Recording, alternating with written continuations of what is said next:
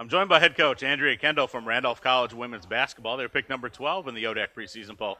Coach, first season back in the ODAC as you spent 3 seasons at Emory and Henry College, but this is your first season as a head coach in the league after a year at Centenary College.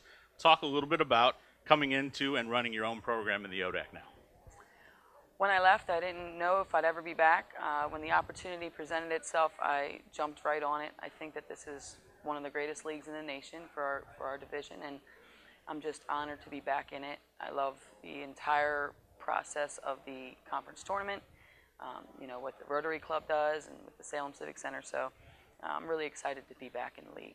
So let's take a look at your team right now. You've got several newcomers coming in, but also more returning players, which has not been common for some of the other squads I've talked to already, that they have more new players than returning players. Talk a little bit about them, though, here in early season practice, because the one thing that's common for them is they all need to learn how you want them to play. Talk a little bit about that. I am beyond proud of how quickly they've adapted and adjusted and really bought into what I wanted to do. It is a little different than what they're used to, but I think that they're excited for it. They seem hungry. The morale is up, the energy is up. So the first couple days of practice were really impressive to me. I'm kind of shocked even a little bit, but I'm thrilled right now with how well it's been going. When people watch Randolph College basketball play over this year and the next couple of years, what do you want them to say about your teams? How do you want your teams to be characterized when they're out there on the court? That's a good question. I just want to at least be able to compete right now, okay? I want our girls to be proud to wear Randolph jerseys. I want them to walk into a gym or into our own home court and know that they can compete every day, game in, game out, every day. If we can get there, then bigger things can happen.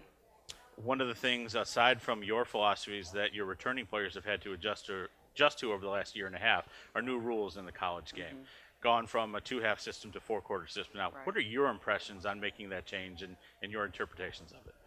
I think it was supposed to speed it up in some way by giving them breaks, but I think it's kind of slowed it down a little bit. But I really don't have a preference either way. We'll adjust. The girls have adjusted.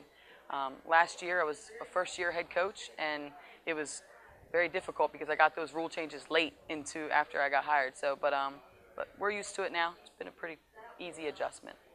When we take a look at the conference here, as you touched on a little bit before, how much you appreciate the conference level and the tournament and whatnot, but let's talk about the quality of the teams in the league right now. What do you see? What are your impressions of the conference entering this season? I think we have some great teams. I think we have teams that are going to shock each other. I think that from top to bottom, any given night, I think it's kind of a toss-up in a lot of cases. So, and it should be that way.